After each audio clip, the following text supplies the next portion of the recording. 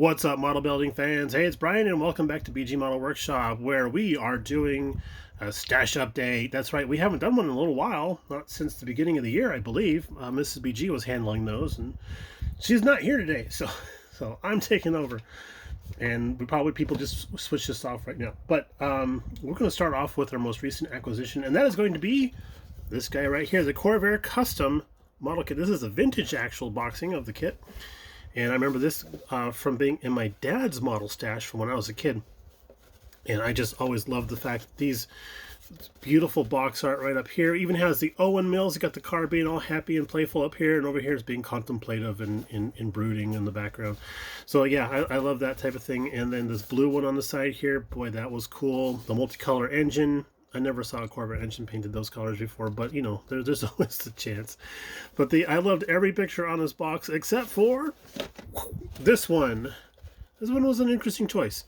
The flames on there are very stylized, and I always kind of figured that, well, if Corvairs had flames on them, they wouldn't be coming from up here unless it was coming out of that little gas door right there. But they'd be more on the rear deck. But it turns out this one is a custom, and apparently custom back in the day meant the same thing as a sport does today in vehicles, where you get the stripped down version. I had bought this in the hopes that all Corvair model kits were made the same. It turns out that is not true. This older kit here actually just has the racy seats, the racy wheels and tires, the racy rear deck, and then some racy options for the engine, and that's it. It doesn't have everything else that the other Corvair model kits, the more modern issues, have. Those seem like they have every single gate open for the sprues. You even have like the Yanko Stinger stuff, because there was a different version of this kit, which was the Yanko Stinger version, licensing allowed, all that kind of jazz. We don't have the allowance for the licensing nowadays, but AMT is just like, well, we're making a Corvair kit, open all the gates, you know, type of thing, build it however you want. And I thought that was really cool. I thought that was the way they did these kits all along. I was incorrect, and I was a little stunned to find out that how wrong I was. But the reason why I purchased this is specifically because I have bought my second resin car body I've ever purchased in my entire life. And it is another Corvair. Yes, I already have the Ram side, but I have this guy here. And this is a custom deal. It's by a guy named Joe. I don't recall his last name. He is a friend of my friend John. I haven't been in contact with him personally, but my friend John had gone to California to visit some of his friends, and this chap was one of the guys that he was hanging out with, and he was showing John this particular mold here, and John sent me pictures of that. I'm like, shut up and take my money. How much is it? And then we swung a deal. John brought it back for us. I was very happy to see this. It's very well made. It really has an Oldsmobile type of, or Chevelle type of wagon lid that's kind of been grafted on here, but is proportionally done correctly for the actual car itself. And he took like the C pillars and moved them forward to become B pillars. He has the same type of rake that the rear pillar has here. He's done such a great job with this thing, and I saw a couple of photographs of some test shots that he had done in the mock-up that he had done, and I just the amount of work that he put into this to make it right. It took him a couple of years of just solid work on this to get it just right, but I mean, this is all custom done back in here, and it looks like it should look. If this was a real car. He did such a great job with this. He is producing these right now because there is a little bit of interest in these. I mean, not everybody's a Corvair fan, but if you want to do a fun custom wagon, this is just like the Nomad style. But I love Corvairs anyways. I always wanted to know what a Nomad style in the late model body would look like, so this was just kind of like hitting all the buttons and stuff. But he does have an email address that I will post down below here, and then also in the description. So hit him up, see if he's got something in stock or on hand. You will have to pay shipping, of course. It does come just the body and the interior piece. Everything else comes from a donor kit. But let's see if we can drill in here a little bit. There we go. Nice looking door cards. These are straight out of the actual model kit itself. And then he has the seats molded in place. Nice touch. I like that. And then in the back here, he has the like the rubber mat with the hinge deck lid for getting down into the engine bay to do maintenance and stuff. I just think he did a great job with this thing here. The only thing you'll have to actually come up with yourself is the windows for the side lights here and the rear. But I mean, if I can't figure out how to do that, then I probably shouldn't be building models, right? But yeah, I just really love this thing here, and I'm getting excited about wanting to build this. Let's just pop that back in there. We go. I love the feel of this. A couple of friends of mine that are resin casters took a look at this, and they're like, "Yep, this is quality merchandise right here," as they like to say in the movies. So yeah, there's a little bit of an update on that.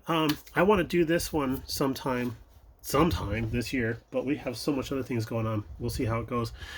For Christmas, I don't think I ever talked about this, but for Christmas, the Model Car Mafia did a white elephant gift exchange. Nobody brought an elephant, which is, but I think this is the closest thing. But we took a Corvette, and somebody got that, and they really liked it. And then my friend Marty had brought this, and I just love the Super B in its own right, because I just think those are really cool looking cars. But I guess there's like the Dirty Donnie version out right now. This is the more vintage aspect of the kit, and I love this vintage box art, this particular generation of box art. I just, the nondescript background. The car is the centerpiece. It's lit really well, and then I always like that nice side view on the side there. This is the generation where they molded the car in mushroom gravy brown, I think is the color scheme that we're trying to describe it as. But yeah, Dylan's probably going to be doing his Pro Street group build again this year, and this is our choice for that. Should that happen, doesn't matter. I'm building it anyway. If it happens or not, I'm building it anyway. And then a little while ago, we had a chance to go to Andy's. I think it was last Saturday. Went to Andy's Hobby Headquarters, hung out with our friends Lucas C. And our good friend Louie over at Autistic Modeler, and then also our good friend John Weber. And unfortunately, Chuck was supposed to come out and hang out with us, but somebody, meaning me, forgot to send him a text and confirmation of what time we're supposed to be going. So I apologize. I'm sorry. I'm a bad person. But and I feel bad too. So it's very disingenuous. I'm sorry. But yeah, we've been looking for this 53 Ford kit. It came very highly recommended to us by Lucas C. because of all this stuff. Look at that. Forests of parts. This is awesome. So we have big plans for this little guy. And we will get into subsequent videos about this type of thing. But we have big plans with this guy because they go hand in hand with this guy. Look at this dude here. This is a vintage one. I believe this is a 1980s issue, and we got this from somebody in the community that we really respect, and we enjoy watching their videos, and we just appreciate him very, very much. And he contacted me. He said, "Hey, your 44 turned out really great. The last one that we just did. If you want another kit and you swear, scales on, if you swear that you'll build that the way you talked about, then I'll send you a kit." And I was like, "No way." "Okay, sure, no problem." He says it is started. We got it. When we finally got here, we took a look at it. The two engine blocks have been glued together. No big deal. We were gonna do that anyway. So I mean, nothing. It actually has a better fit and finish than the kit that we just finished did. So yeah, we're excited to have this. So thank you very much, Mr. Rick Zink. We appreciate that very much, and we appreciate you even more. So these two guys are going to be going in a build together, and we'll do subsequent videos on that in the future. All right, one last thing to get to here before we sign off for the day, and that is, let's see if we can zoom in a little bit. There we go. This guy, this is a Gundam Marker EX. This is Gundam's version of Molotov, I suppose. It does have a nice high luster chrome to it, and we did these little wheels, the rims, just went around the rims. Even though the tires don't fit the rims very well, I don't know what's going on there, Airfix. But we did that's on our Porsche. We did the brake rotors with that stuff. Went on really, really well. If I can just get the light on there good. It does seem to have very similar attributes as Molotov. Like, it takes forever to set up. There's about 3 hours after I put it on there, I touched it with my finger and left fingerprints in it. So it seems like it has the same type of thing Molotov has, but it does cost less than a Molotov marker. And what Molotov doesn't have, this guy does, which is a chisel tip point. Aha! Much easier for doing, oh, I don't know, window frames. But it does seem to be less flowy than a Molotov pen. Also, you know how you dab that a couple of times and then you try to do a nice stripe on some chrome stripping or something like that, and it just runs down. This guy doesn't seem to do that, and because of that chisel tip point, it gets where you want it to be. All right, so that's going to be it for this video. I must say, though, a really good friend of mine reached out to us recently and let us know that we have not been very good about getting in touch with folks and replying to comments and such.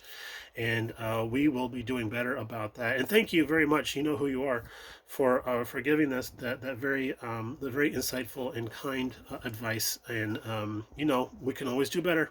We can always do better. And we took that advice to heart, and we're going to be better people about that. All right, y'all, take it easy. Thanks for tuning in yet again. We appreciate that very, very much, and we'll talk to you all in the future. Bye now. And we'll be working with this guy. Uh-oh. Oh, man. Never mind.